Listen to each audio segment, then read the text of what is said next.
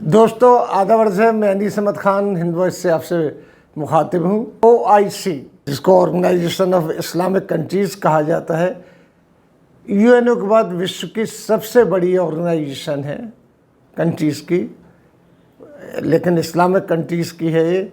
इसने यासीन मलिक जो terror funding case में कश्मीर से के निवासी हैं उनको गिरफ़्तार किया गया और आजीवन कारावास की सज़ा दी गई, उसके ऊपर उसने विरोध प्रकट किया है कि यह अमानवीय है और उनको अमानवीय तरीके से जेल में रखा जा रहा है। इस किस्म की उसने अपना विरोध दर्ज किया है भारत सरकार से। वहीं भारत सरकार ने कहा कि आतंकवादी को फंडिंग कर रहे थे और भारत जो है पूरे विश्व में आतंकवाद के ख़िलाफ़ खड़ा हुआ है, लिहाजा आपको भी इस आतंकवाद की मजम्मत करना चाहिए, विरोध करना चाहिए। हम लोग तो कर ही रहे हैं।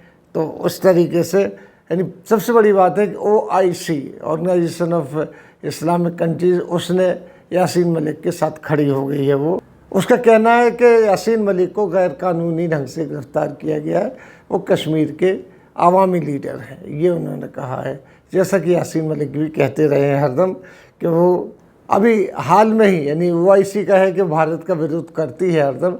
मार्च में जो इस्तांबुल में बैठक हुई थी इनकी, तो वहाँ इन्होंने कश्मीर के मुद्दे को फ़लस्तीन के मुद्दे से मिलाया था। OIC ने हरदम वो भारत का विरोध करती रही। भारत अभी तक उसको समझ नहीं पाया। हालांकि भारत दूसरा सबसे बड़ा कंट्री है विश्व में जिसमें मुसलमान सबसे ज़्यादा रहते हैं। इंडोनेशिया पहला है और भारत दूसरे नंबर पे आता है, जिसमें जब वैसे देखा जाए तो OIC का गठन जो हुआ था 1969 में हुआ था। इसमें 57 इस्लामिक कंट्रीज़ हैं, बड़े बड़े जितने भी इस्लामिक कंट्रीज़ हैं, तेल प्रोड्यूसिंग इस्लामिक कंट्रीज़ हैं, वो सब शामिल है इसमें।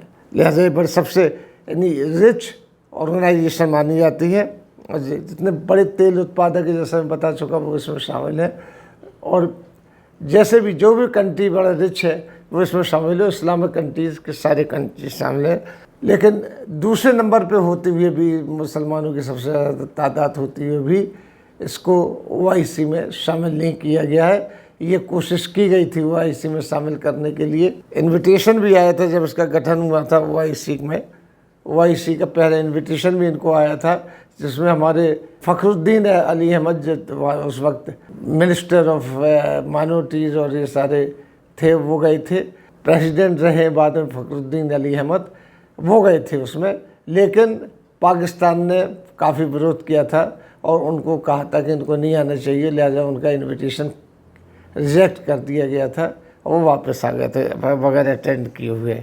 यही नहीं है, यासीन मलिक की गिरफ़्तारी के बाद अब देखिए कि कश्मीर में जो टेरर अटैक ज़्यादा बढ़ गए हैं। अभी हाल में ही एक हिंदू टीचर हैं, उनको गोली मारी गई। इसके पहले मुस्लिम टीचर थी, उसको गोली मारी गई। एक मुस्लिम TV आर्टिस्ट थी कश्मीर की ही, उसको गोली मारी गई। और वहाँ पे आतंकवादी की घटनाएं कुछ बड़ी तेज़ी से बढ़ गई हैं। वैसे देखा जाए तो हमारी सरकार ने जब नोटबंदी की और धारा 370 को ख़त्म किया, उस वक्त ये कहा था कि हमने पूरे कश्मीर से टेरर ख़त्म कर दिया, आतंकवादियों का जो जमावड़ा था उसको ख़त्म कर दिया, लेकिन नहीं, उसके बाद भी चलता चला आ रहा। अभी तक इसका कोई समाधान नहीं है, क्योंकि भारत ने सबसे बड़ी गलती ये की कि वहाँ के जो लीडर्स हैं उनसे बात नहीं की, अपने अकेले ही यहीं बैठ के उन्होंने डिसाइड कर लिया। और ज़्यादातर बात जो मानी गई गैर कश्मीरी जो लीडर्स हैं उनकी मानी गई। हालांकि ये बात बिल्कुल सही है कि पाकिस्तान कश्मीर के टेररिस्ट को फंड करता है। क्यों नहीं करेगा वो, क्योंकि पाकिस्तान तो हमारा धुर विरोधी है, वो तो करता है। ये मान के चलिए, हम कहेंगे कि नहीं करता, करता है। दोस्ती कितने बड़े हाथ में लाए वो, लेकिन टेरर फंडिंग को माफ़ कीजिए टेररिस्ट को अपना शेल्टर देता है। यासीन मलिक भी काफ़ी दिनों तक पाकिस्तान में रहे थे। पाकिस्तान से जब इंडिया आए वो कश्मीर में रहे तो उनका केस चलते रहे काफ़ी। इसके बाद उनको टेरर फंडिंग में गिरफ़्तार कर लिया गया। ये सब चीज़ें हैं, लेकिन सबसे बड़ी इसमें जो बात है कि OIC organisation of Islamic countries वो इसका विरोध कर रही है। वो भारत के विरोध में कभी पीछे नहीं रही, हरदम विरोध करती रही है, लेकिन भारत के साथ इराक अभी तक उसको पैसिफाई नहीं कर पाए, किसी तरीके से पैसिफाई नहीं कर पाए। पिछले दिनों उन्होंने इस ऑर्गेनाइजेशन की एक बैठक में सुषमा स्वराज भी भाषण देने गई थी, उन्होंने भी काफ़ी कोशिश की, लेकिन मामला नहीं बना, क्योंकि पाकिस्तान का टर्की, ये कई मुल्क ऐसे हैं जो कि इसका विरोध करते हैं। इस मामले में देखा जाए तो भारत की जो पॉलिसीज़ है इस्लाम कंट्रीज़ की, वो बड़े तेल प्रोड्यूसिंग कंट्रीज़ के साथ है, जैसे कुवैत है, सऊदी अरब है, इनसे अच्छे ताल्लुकात हैं, लेकिन बाकी लोगों से ताल्लुकात अभी ठीक नहीं, ये बात साबित होती है।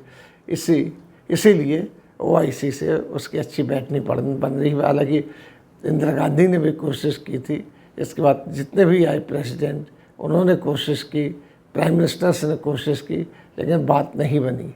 अब खुल के वो सामने आ गया यासीन मलिक के फेवर में। पहले कश्मीर का तो करते ही था, पाकिस्तान का सपोर्ट करते ही था, यासीन मलिक के फेवर में आ गया। हालांकि यासीन मलिक OIC जो है, ऑर्गेनाइजेशन ऑफ इस्लामिक कंट्री, ये बहुत बड़ी चीज़ है, लेकिन यासीन मलिक के OIC को साथ देने का मतलब है कि पाकिस्तान की डिप्लोमेसी ज़्यादा पावरफुल है। इसी के साथ हम आपसे लेते विदा, अगले अंक में फिर हाजिर होंगे, तब तक के लिए दीजिए हमें इजाज़त।